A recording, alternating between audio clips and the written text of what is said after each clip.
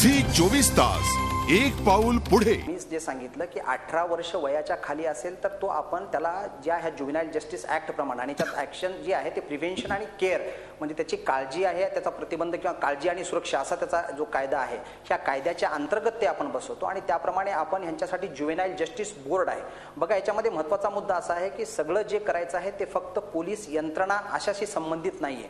फक्त पोलीस यंत्रणेला काय करायचंय, अशा प्रकारचे मुलं हे पुढे सुद्धा अशा क्राईम मध्ये जेणेकरून समाजातलं त्यांच्यावरती झालेले संस्कार आणि पोलिसांकडनं असं कुठलंही वाईट वर्तन त्यांच्यावरती होऊ नये जेणेकरून ते आणखी कुठल्या तरी क्राईम मध्ये जातील। त्याच्यामुळे पोलिसांचं वर्तन पोलिसांकडे त्यांना घेऊन जुव्हेनाइल जस्टिस बोर्डकडे त्यांना घेऊन जायचंय। ह्याच्यामध्ये एक मॅजिस्ट्रेट असतात, त्याच्यानंतर त्याच्यामध्ये 2 जे आहेत ते एनजीओज किंवा त्याचे ज्यांचा 7 वर्षाचा एक्सपिरियन्स आहे, ज्यांचं वय जे 35 वर्षापेक्षा जास्त वय आहे, अशा प्रकारचे 2 व्यक्ती असतात आणि ह्यांचा जुव्हेनाइल जस्टिस बोर्ड असतो। त्यांच्या पुढे घेऊन गेल्यानंतर सुद्धा त्यांना कुठलाही जर सेक्शन असेल तरी ते जामीन पात्र सेक्शन आहे, हा त्याच्यातला महत्त्वाचा मुद्दा आहे। आणि याच्यामध्ये आणखी सुद्धा यांना प्रोटेक्शन असं दिलेलं आहे मुलांना की जर समजा असा मुलगा जर बाहेर पडला तर जर समजा त्याला वाटलं की ह्या मुलांवरती काहीतरी असा प्रकारचा धोका होऊ शकतो असं जर त्या जुव्हेनाइल जस्टिस बोर्डला वाटलं तर मग त्यांना ऑब्झर्वेशन होम मध्ये पुन्हा ठेवून घेणं अशा प्रकारचं हे चालतं। म्हणजे ह्या प्रकारचं जुव्हेनाइल जस्टिस बोर्ड काम करतं।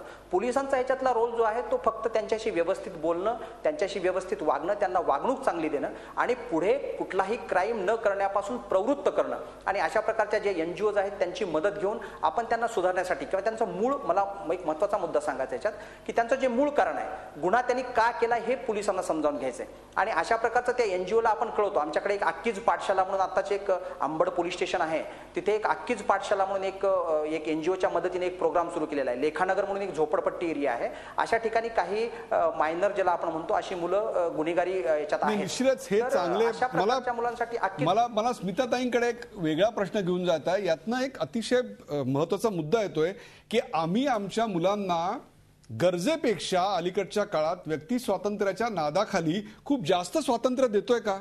खूप जास्त स्वातंत्र्य म्हणण्यापेक्षा नको इतक्या सोयी सुखसोयी उपलब्ध करून देतोय। त्यांना ज्या काही पाहिजेत त्या सुविधा स्वतःच्या स्वतः मिळवू देत ना, त्याच्यासाठी तुम्ही त्याच्या तोंडात का भरवता? त्याला ज्या हव्यात त्या स्वतःच्या स्वतः तो मिळवू शकतो। आणि जेव्हा ठराविक नियमानुसार जेव्हा 18 हे वय सांगून घेतलं जातं, जसं ड्रायव्हिंगच्या बाबतीत आहे, तसं काही काही बाबतीत जी वय आहे त्या वयापर्यंत जरी पालकांनी तरी धीर धरावा ना। आज आपल्याकडे झालंय असं की मुलांच्या बाबतीत त्याचा वाढदिवस साजरा करणं म्हणजे काय, अरे तुला गाडी घेऊन देतो, अरे तुला मोबाईल घेऊन देतो, अरे पण तू 4 घटका त्याच्याबरोबर बसून त्याच्या मनातलं, तुझ्या मनातलं, एकमेकांच्या गुजगोष्टी, संवाद कुठे? नुसतंच घेऊन देतो पण त्याच्या पुढे काय? म्हणजे ते झालं की माझं कर्तव्य संपलं। झी 24 तास एक पाऊल पुढे।